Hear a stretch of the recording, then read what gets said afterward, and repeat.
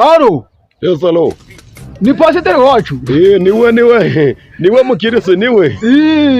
Ko kuvagira ni wa musaza Yakurinze. Nije Muzehe Yakurinze. Wari ushaka kuzana umusaruro si mwitorero cyane ca 10 wari ushaka gutanga. Nyine urabizi ko ejo bundi nanazanye rwamuganura. Warawuzanye kabisa uri umukirisi tumwiza. Icagisigaye nibyo nkuko ubivuze ni ca 10.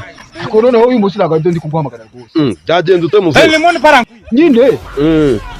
Uyu munsi ho bose ni igikorwa gikomeye cy'ubwitange. Bitera byagenze bite? Umva. Nagize uca ndi gutambuka. Yego. Ngeze ahantu nyine hafi na Sebeya. Hari ahantu Sebeya yigeze guca ariko ntari isigaye yaca n'ubu. Cyagiye nyine hari ibiza hari hamanukanye umukoko rwa Sebeya. Cyeko nambona akana kari kurira mu rugo. Nkabonye rero bagize pasiteri. Ndagafata nkajani wanje. None wari ushaka ngo bigende bite? Nyine urabizi ko ndashoboye. Nubona ndi gutanga umugabane ngatanga n'imiganura. Yego. Buryo urabizi ni umusaza ntago nashobora kureba. Ibyo turabizi kabisa. Nta kuntu karakana pasiteri nakazana. Ukakarerera mu rugo ng'umutabyi. Ashwida. Gose namenya uwo mwana wamukuye he? Nyine kandi ndikukubwira ko namukuye mu mukoko nyine ari umwana uraho ngaho utekireke. Oya ibyo ndaho bihuriye no gusenga wa musaza. Niba wagize imbuwe ni imbuwe zawe zakiteye nk'umusaza fata umwana umurere. Ubwo si pasi ndamureresha. Nuburi byo kumureresha umujyane mu nzego za leta, ba mudugudu barahari, ba mutekano, ba gitifu nabameye. Arimwe mwiruka ngo kutubwiriza ngo tuje turafashe imfubyi ngo n'abapfakazi ngo n'abatagira kirengera. Erega ibyo ndaho bihuriye no kuba wataraguye umwana ndazi ngo umukuye hehe. Kaho nyumvira kandi. Ubwo none icyo kibwiriza kiba gishatse kuvuga iki? Icyo kibwirizo nyine ni ugufasha abantu baraho ngaho baba mu mago yabo ukabafasha bababaye. None se niba wahuye nawe wenda yigize ikirara angana utase ubundi.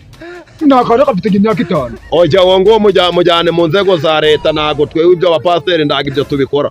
Cyo ubushatse kumvangira ico yaryo abari n'imyuka mibi ushatse kunzanira. Ngaho nyumvira kandi rero. Ubwo sibura ibi kiko. Uyu mwana kuko ndamushira hehe. Byimenyere muze byimenyere.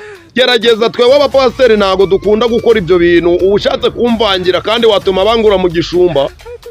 Izi nyigisho Bibiliya bigisha buriya ziba zihuriye he n'ibyo bari kutubwira. Ngaho nyumvira kandi.